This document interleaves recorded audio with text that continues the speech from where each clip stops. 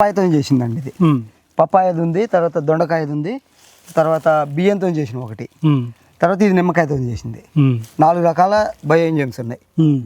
ఇదేంటంటే ఈ bio enzymes ఏంటంటే మనం చిన్నప్పుడు మనమైనా ఎవరైనా మొక్కైనా ఏదైనా ఎక్కువ స్వీట్ తినాలనుకుంటుంది, ఎక్కువ ఆహారం కావాలా పెరిగే టైంలో. ఫస్ట్ పెరిగే టైంలో చిన్న మొక్కకి వాటికి ఇది పపాయది కానివ్వండి, అరటిది కానివ్వండి, లేకపోతే తీయకుండేది ఇస్తాం. అదే కొంచెం పెరిగి పెద్దయి పూత పిందె వచ్చే టైంలో నిమ్మకాయది ఇస్తాం. ఎందుకంటే పూత పిందె వచ్చే టైంలో దానికి పులుపు ఎంజైమ్ కావాలా. మనం కూడా ఇది ప్రెగ్నెంట్ అయిన ఆడవాళ్ళకి పులుపు తినటం ఇష్టం ఉంటుంది. అంటే మొక్కకు కూడా సేమ్ అనమాట.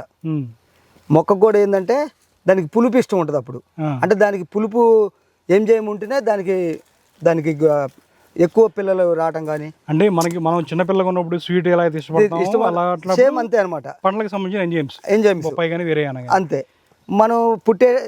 మనం కడుపులో పడ్డప్పుడు మన అమ్మ వాళ్ళు పులుపు ఎందుకు తింటారంటే ఆ పులుపుకి కావాల్సిన ఎంజైమ్ కావాలి, సి విటమిన్ అవన్నీ కావాలా. ఒక పిండం వృద్ధి చెందాలన్నా, కాయలు కావాలన్నా, మొక్కకు కూడా అంతే. పులుపు ఉన్నది ఇస్తే అది ఎక్కువ పూతలు రావడానికి, పిందెలు కావడానికి, పూతకు రావడం కోసం కూడా ఈ పులుపు ఎంజైమ్ పనికి వస్తుంది. రావడం కోసం కూడా వచ్చిన తర్వాత డెవలప్ కావడం కూడా ఈ సి విటమిన్ పనికి వస్తుంది. ఇది అయిపోయిన తర్వాత చేదు ఎంజైమ్ పెట్టాలా. చేదు ఎంజైమ్ కానివ్వండి, బియ్యంతో చేసిన ఎంజైమ్ కానివ్వండి పెడతాం వల్ల ఏదంటే దానికి పురుగులు తక్కువ రావటం, బాగా పూత పిందె వచ్చిన తర్వాత పురుగులు రావడానికి ఎక్కువ అవకాశం ఉంటుంది. అమ్మాయి కూడా డెలివరీ అయిన తర్వాత చేదు పెట్టమంటారు, కారం పెట్టమంటారు. ఎందుకు పెట్టమంటారు అంటే తీపి తినకూడదు ఆ టైంలో. అందుకోసమనే అట్లా రక్షణ కోసం. ఇది కూడా మొక్కకు కూడా సేమ్ అనమాట. మొక్కకు కానివ్వండి, పక్షికి కానివ్వండి, జంతువులకు కానివ్వండి, మనుషులకు కానివ్వండి ఒకటే సిస్టమ్. ఎలా తయారు చేస్తారు బయో ఎంజైమ్స్? ఈ బయో ఎంజైమ్స్ ఎట్లా చేస్తాం అంటే 1% ఫ్రూట్ కావాలండి, అంటే బెల్లం కావాలి. 3% ఫ్రూట్ కావాలి, 7% వాటర్ కావాలి. 100 కిలోలు అనుకుంటే 1 కిలో బెల్లం కావాలి. ఇప్పుడు 100 కిలోలు కాదండి, 10 కేజీలు అనుకుంటే 1 కేజీ బెల్లం కావాలా, 3 కేజీలు టమాటా కావాలా. మనం పుల్లడి బయో ఎంజైమ్ తయారు చేయాలనుకోండి 3 కేజీలు టమాటా, నిమ్మకాయ కానీ ఏదైనా సరే మన చేలో పండేది ఏదైనా సరే ఒకటి. తర్వాత ఒక 7 లీటర్లు నీరు కావాలా. దీన్ని ఒక డ్రమ్ములో వేసి ఎయిర్ పోకుండా టైట్ చేయాలి. టైట్ చేస్తే మనకి వారం రోజులలో ఒకసారి గ్యాస్ రిలీజ్ చేయడానికి ఓపెన్ చేయాలి. మళ్ళీ 15 రోజులకు ఒకసారి మళ్ళీ ఓపెన్ చేయాలి. మళ్ళీ నెలకు ఒకసారి చేయాలి. తర్వాత ఇక ఎయిర్ పోకుండా చేయాలి. చేసినప్పుడు ఏమవుతుందంటే లోపల బ్యాక్టీరియా ఉంటుంది, 2 రకాల బ్యాక్టీరియా ఉంటుంది. ఆ గాలి తీసుకొని డెవలప్ అయ్యే బ్యాక్టీరియా ఉంటుంది, గాలి లేకుండా డెవలప్ అయ్యే బ్యాక్టీరియా ఉంటుంది. ఈ మనం ఎయిర్ పోకుండా చేయటం వల్ల, ఎయిర్ టైట్ చేయటం వల్ల లోపల ఉన్న వాటిని బెల్లాన్ని కానివ్వండి, ఫ్రూట్ని కానివ్వండి, అన్నిటిని కూడా ఎయిర్ లేకుండా బతికే బ్యాక్టీరియా మొత్తాన్ని తినేస్తుంది. ఇది 90 రోజులకు తయారైద్ది. ఇది తయారైన తర్వాత ఇదేంటంటే ఇది తయారైన బయో ఎంజైమ్ ఇప్పుడు మనం భూమిలో ఇచ్చినప్పుడు ఎయిర్ ఆక్సిజన్ తీసుకునే బ్యాక్టీరియా ఉంటుంది భూమిలో. ఇది దానికి ఆహారంగా పనికి వస్తుంది. ఈ బ్యాక్టీరియా గాలి తీసుకునే మొక్కకి బ్యాక్టీరియాకి ఆహారంగా పనికి వస్తుంది.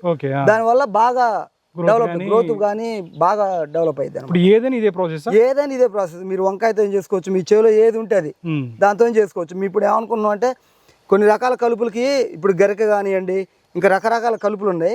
మీరు గ్లైసిల్ కొట్టండి, ఏదైనా కొట్టండి, చావదు. అంటే దానికాడ ఎంత కెపాసిటీ ఉన్నట్టు. మీరు దాన్ని అది చేసి మనం బయో ఎంజైమ్ తయారు చేసినాం అనుకోండి, ఎందుకంటే ఇప్పుడు బెల్లం అవన్నీ మేమే సొంతంగా చేస్తాం కాబట్టి నెక్స్ట్ దాన్ని చేస్తాం. అది ఇంకా ఎక్కువ శక్తివంతంగా ఉంటుంది. అది కనుక మనం భూమిలో ఇస్తే మన పంటలకి వైరస్లు అవన్నీ వస్తున్నాయి కదా, ఇప్పుడు అవన్నీ తగ్గడానికి అవకాశం ఉంది. ఏదైనా 10 లీటర్లకి 1 కిలో బెల్లం, అవునండి, 3 కిలోల ఫ్రూట్ ఏదైనా సరే, తీపిదైతే తీపి ఫ్రూట్, అవునండి, పులుపు పులుపు ఫ్రూట్, అవునండి. వాటర్ ఎయిర్ టైట్ బిగిచ్చేసేయాలి. అవునండి. ప్రతి 10 రోజులకు ఒకసారి తీయాలా. ఫస్ట్ వారం రోజులు, తర్వాత 15 రోజులు, తర్వాత ఒక నెలకు ఒకసారి తీయాలా. తర్వాత ఇక తీయొద్దండి. ఆ 2 నెలలు పూర్తిగా ఈ నెలలోనే కంప్లీట్ గా తీసి పెట్టడం. ఒకసారి ఇట్లా తీసి పెడితే దాంట్లో గ్యాస్లన్నీ బయటకు వెళ్ళిపోతాయి. మళ్ళీ టైట్ చేసేసి లేకపోతే డ్రమ్ పేలిపోద్ది అనమాట. 2 నెలలు కలిసిపోతుంది. 2 నెలలు కదా, అంటే మొత్తం 3 నెలలకు తయారైద్దండి ఇది. అందుకోసం నేను ఇందాక అదే చెప్పా, టమాటాలు అదే చెప్పా. ఇంకా నేనేమంటానంటే సగం బెల్లం వేసి సగం ఫ్రూట్ వేసి, ఇప్పుడు మేము 150 కేజీలు బెల్లం వేసాం, దాంట్లో 150 కేజీలు టమాటా వేస్తాం, 300 కేజీలు అయింది. 100 లీటరే వాటర్ పోస్తాం, పోసి టైట్ చేస్తాం. టైట్ చేసేస్తే మీకు 90 రోజుల్లో తయారైద్ది. ఇప్పుడు మనం టమాటాకి ఇప్పుడు మనిషికి ఏ గ్రూప్ మనిషికి ఆ గ్రూప్ రక్తం ఎక్కించినట్టు టమాటాకి సంబంధించి టమాటాదే చేస్తాం. టమాటా బయో ఎంజైమే కొడతాం. బయో ఎంజైమే చేస్తాం. బయో ఎంజైమే భూమిలో పంపిస్తాం. దానికి కావాల్సిన పోషకాలన్నీ దాంట్లో దొరుకుతాయి. రేపు మిరప చేస్తాం కాబట్టి మిరపకే బయో ఎంజైమ్ తయారు చేస్తాం. రేపు కాకర బయో ఎంజైమ్ తయారు చేస్తాం. దానివల్ల ఏమైందంటే దేనికి కావాల్సిన ఆహారం దానికే సరిపోద్ది. అప్పుడు అన్ని పోషకాలు ఉంటాయి కదా, తగ్గ బ్యాక్టీరియాలు కింద ఉంటాయి కాబట్టి అన్ని సరిపోతాయి.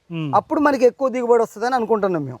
ప్రయోగాత్మకంగా చూడాలి, చేయాలి, ఇప్పుడు చేస్తాం. ఇప్పుడు ఓకే. ఇప్పుడు చేదు సంబంధించిన బియ్యంతో అన్నారు కదా, బియ్యంతో ఇది చేదు అంటే ఇది మామూలుగా ఇది ఇప్పుడు ఈ మధ్యన చింతలంకరెడ్డి గారి వీడియో చూసారండి. చూడండి, ఆయన నూకలు పొలానికి చల్లిండు. పొలానికి నూకలు చల్లితే ఏం జరిగిందంటే పురుగు పోయింది, కలుపు రాలేదు, 36 బస్తాలు దిగుబడి వచ్చింది ఎకరానికి. దేనికి రైస్కా? Only rice ప్యాడీకి.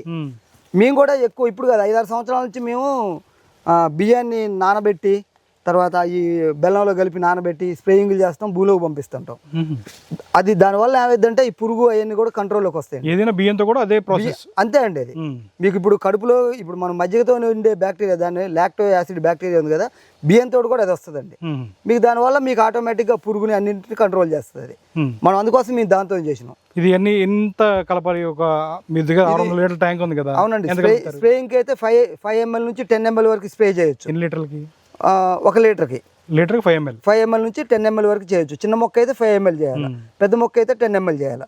భూమిలోకి అనుకోండి ఒకేసారి ఒక 5 లీటర్లు 6 లీటర్లు 10 లీటర్ల వరకు ఇవ్వచ్చు. దీనివల్ల ప్రమాదమే లేదు. భూమికి ఇచ్చుకోవచ్చు, పైన స్ప్రేయింగ్ చేసుకోవచ్చు. ఇది ఒకటే చేయాలి, కలిపి చేసుకోవచ్చు. దశపర్ణి కషాయం వాటిలో కలుపుకోవచ్చు అండి. వాటి వల్ల అంటే దశపర్ణిలో చేయకూడదు, ఎందుకంటే దశపర్ణి దాంట్లో కిల్ చేసేది ఉంటుంది.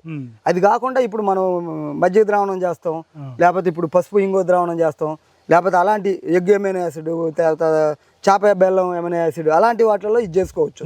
అది దాంట్లో కూడా బ్యాక్టీరియా ఉంటుంది కాబట్టి ఇది బ్యాక్టీరియా బాగా పనిచేస్తుంది. ఒక్క దశపర్ణిలో తప్ప మిగతా దేంట్లో అయినా కలుపుకోవచ్చు అండి. ఓకే. ఒకసారి చేసిన తర్వాత దీన్ని మళ్ళీ వేరే చేసుకోవచ్చా, లేదా మళ్ళీ అదే ప్రాసెస్ రిపీట్ చేయాలా? తయారైపోయింది, మనం 10 లీటర్లు వేసి తయారైపోయింది. అవునండి. తయారైపోయిన బయో ఎంజైము మన దగ్గర 10 లీటర్లు ఉంటుంది. దాన్ని మళ్ళీ ఏమన్నా వేస్ట్ డికంపోజర్ లాగా వేసి చేసుకోవచ్చా, లేదంటే ప్రతిసారి? లేదండి, ఇది ఒకసారి తయారు చేసి పెట్టుకుంటే మీకు 10 సంవత్సరాలైనా ఖరాబ్ కాదండి. ఇది దీన్ని ప్యాక్ చేసి పెట్టుకోవచ్చు, మీకు ఎన్ని సంవత్సరాలైనా ఖరాబ్ కాదు. ఏంటంటే ఇది దీంట్లో బ్యాక్టీరియా ఉండదు, మొత్తం చనిపోయింది ఉంటుంది.